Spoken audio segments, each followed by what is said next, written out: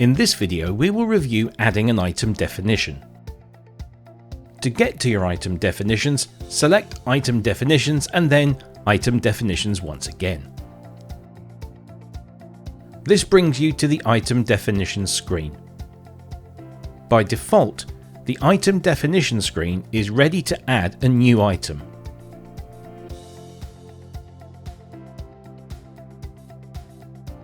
To start adding an item definition, there are three fields that we need to focus on: the department, the type, and the style. When we were under setup, we had to add our departments, and our reference data had us create pick lists for our types. These fields will use that information. To get started, select Department. Then select Type. We can either scroll through and look for the type we're looking for, or we can click here and type in the word. Typing in the word will bring up best matches. So we have polo shirt and shirt. Next, we have style. Style is not part of our reference data and is a free field. So let's go ahead and give it a custom name. A good rule to consider when creating a new style name is what makes this shirt different from any other shirt you have. For example, the colour or where it's being used. Long sleeve or short sleeve.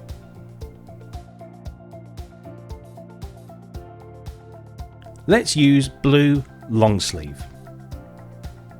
This is all that we require to get started with creating a new item definition. Choose Save, and now we're ready to add the additional information to complete this item definition. We have 4 tabs: Manufacturers, Laundries, Categories, and Images.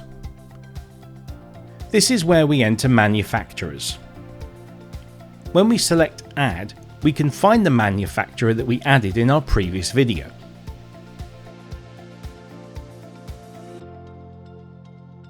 Every item has a unique style number given to it by its manufacturer. This allows you to reorder the exact same item. Our system will provide a default auto-generated style number that you can use, or you can replace it with the actual style number. When you're ready, choose Confirm. We have now added our manufacturer to the blue long sleeve shirt. Next, we must add sizes. Remember, we predefined our pick list of sizes under our reference data. To get started, select Add. Under Sizes, choose the option and then you can type in the number or letter S for small.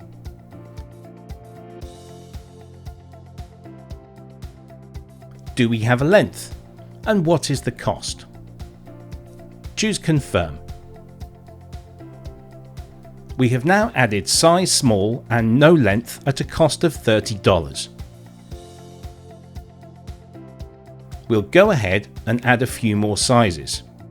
Now that we've entered our sizes, we'll go ahead and add the laundry. Select the Laundry tab and choose Add.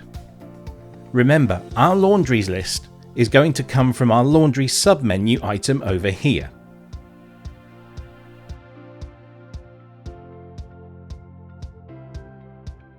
We select the laundry and the cost. The cost is the amount the laundry charges to clean this item. If you are running an in-house laundry and the cost falls under the cost of doing business, you can still apply a cost to the in-house laundry. That way, if you ever need to show justification for the operations, you can show what the standard going rate is and that you're not paying an outside source but managing it in-house. Select Confirm. We've added our laundry and we are now asked if this is the primary laundry. We can respond yes or no. With item definitions, you can add additional laundries to one particular item, such as this shirt, which means that this shirt can go to an external laundry or it can go to an in-house laundry.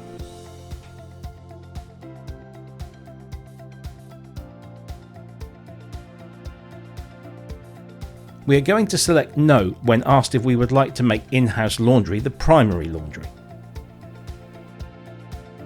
When this item goes to the laundry, if you try to scan it to in-house, it will accept it. If we have a third laundry that we're using at the property, if we try to scan that over to that laundry, it will inform the user that this item is not defined to this laundry. It's only designated to go to either of these two. When given a choice, it would prefer to go to the Acme laundry as it's the primary laundry. You can apply a category to this item in the Categories section. New categories are created in the Reference Data section but are not mandatory. You can apply that here if this is part of a category you'd like to set up. It is not required. You may upload a graphic of this particular shirt so you can recognize it visually, as well as what you're adding or reading within the application.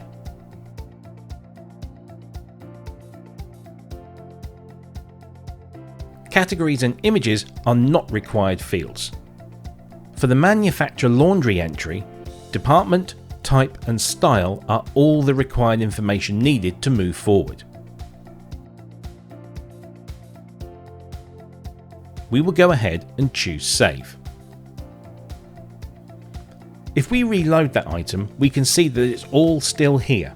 Manufacturers, the sizes, the laundry, so all of these have been committed. Other details about an item definition are shown here. For cleaning method, simply provide additional cleaning information for this item. Reserve is the base percentage of inventory quantities you'd like to keep on hand for this type and style. Most items have an expected use life of 12 months. Use life is active use. So if you have purchased one of these shirts and have it sitting in inventory for 12 months, that does not count as use life. It's actively being assigned or loaned out for a total of a 12-month period.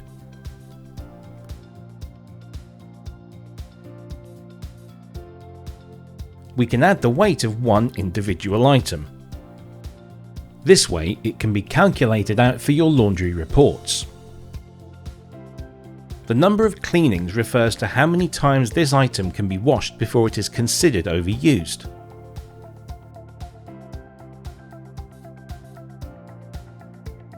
We can change this to 100,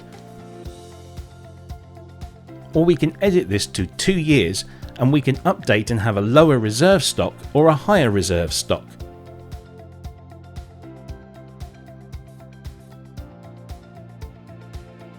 It all depends on your current operations. The remaining two options in this area are sale and rental. We treat things differently if they are a sale item. If we select Yes and choose Save, this item will present itself differently in some of our reporting if you filter to include sale items.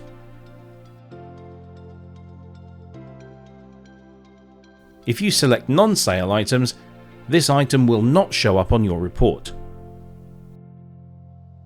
We'll return this back to No.